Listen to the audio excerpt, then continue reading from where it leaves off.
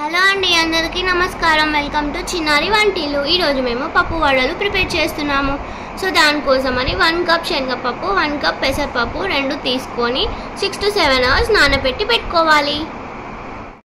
So మనం నానబెట్టుకున్నాం కదండి, ఆ పప్పుస్ అన్ని గ్రైండర్ చేసుకున్నాము. ఇలా పేస్ట్ ఇలా ప్రిపేర్ చేసుకోవాలి, కొంచెం రఫ్గానే. దాంట్లోకి చిన్నగా చాప్ చేసుకున్న ఆనియన్స్ యాడ్ చేసుకోవాలి.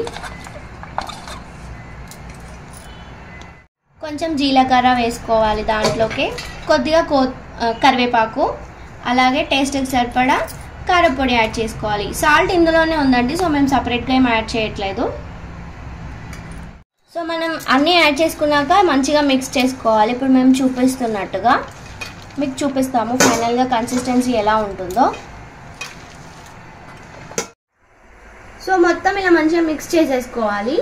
ఇప్పుడు దీన్ని పేపర్ పైన కానీ, కవర్ పైన కానీ, లేదంటే ఏదైనా క్లాత్ పైన కానీ ఇలా ప్రెస్ చేసుకోవాలి. చేసేసుకొని దాన్ని డీప్ ఫ్రైకి ఆయిల్ పెట్టేసుకున్నామండి, ఆల్రెడీ వేడైపోయింది. దాంట్లోకి వేసేసుకోవడమే. సో ఇలా ఇందాక మనం డీప్ ఫ్రై చేసుకున్నాం కదండి, అన్నీ ఇలా మంచిగా గోల్డెన్ బ్రౌన్ వచ్చేంత వరకు రోస్ట్ చేసేసుకోవాలి. మిగతావన్నీ కూడా ఇలాగే చేసుకొని చూపిస్తాము.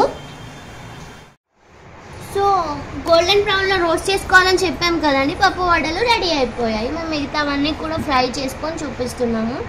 చూడండి, మీరు కూడా ట్రై చేయండి ఈ వీడియో. మీకు కనుక ఎలా వచ్చిందో నాకు కామెంట్లో షేర్ చేయండి. మీకు కనుక నా వీడియో నచ్చితే లైక్ చేయండి, షేర్ చేయండి, కామెంట్ చేయండి. అలాగే నా ఛానల్ని సబ్స్క్రైబ్ కూడా చేసుకోండి.